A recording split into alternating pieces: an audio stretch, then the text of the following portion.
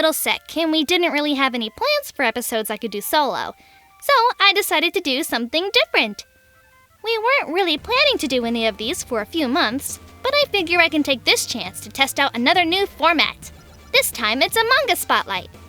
And I'm starting out with a cute little 4-coma that ended not too long ago, and I absolutely loved. Tomo-chan is a girl. Hope you're all ready to tune in. I'm Rila, and this is a Bulletin Weekend. Since this is sort of a new thing, I figured we'd normally walk you guys through the format.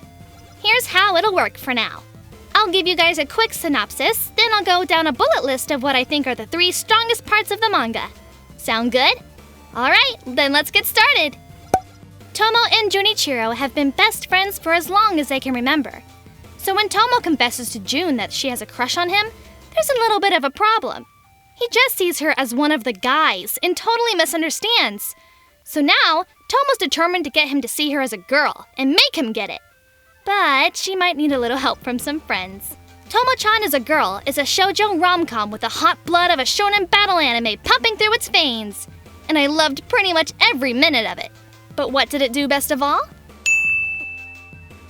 The romantic elements are something I really loved. They managed to have a lot of weight without being melodramatic. Which isn't to say that melodrama is inherently bad. After all, Mari Okada's basically made her entire career on it.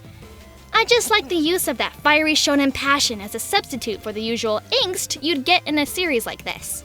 It sucks you into the romance in the way that a really intense shonen battle manga pulls you into the action.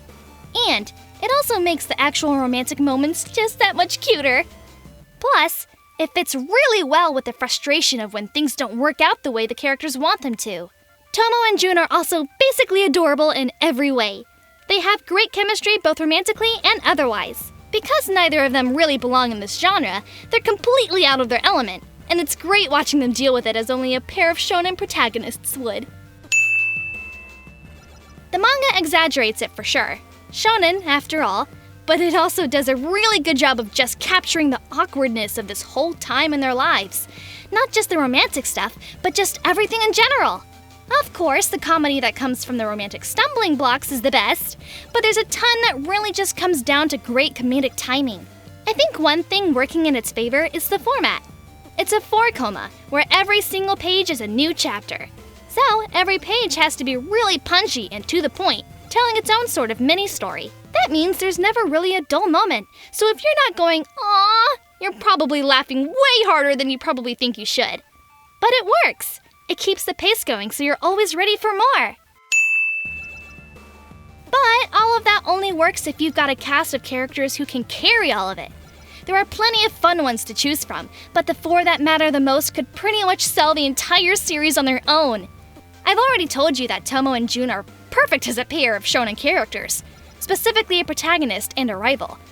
Awkwardly shoved into a shoujo rom-com for the maximum laughs and cuteness. But there's also Tomo's other best friend, Misuzu. She's basically the devil. A total ice queen. But the dry sense of humor and more level-headed way of thinking really complements Tomo a lot. Honestly, if you mixed her and Tomo into one person, you'd probably get something pretty close to a certain sister of mine. And then there's my personal favorite member of the supporting cast, Carol. She's just a really fun character. Kind of an airhead, but not quite as dense as she seems. Even though she's really overly friendly and just about always smiling. She plays off of Misuzu really well as a sort of sidekick and helps Tomo out. The interactions between all the characters, the comedy, and the romance only work if all of the characters themselves are fun and engaging. And the characters in this are great. Even the rest of the side characters are a big, lovable bunch and I couldn't get enough of everyone. Tomo-chan is a Girl is about 950 chapters. Yeah, it sounds like a lot, but remember, every chapter is just 1 page, so it's really only about 4 or 5 volumes worth of manga? Pretty short, right? It actually ended just about a week ago, so go on and get your hands on it if you can. It's totally worth the time. I don't think we actually have a rating system or anything like that. We tend to not like basic stars or letters or anything like that, so we'll see when Riley gets back. If you guys have any ideas for one, let us know in the comments. And give that like button a zap while you're down there. Don't forget to subscribe and check the description for info on the site and all our social media. This has been a Bulletin Weekend. I'm Rila, signing off. Thanks for watching. Stay tuned.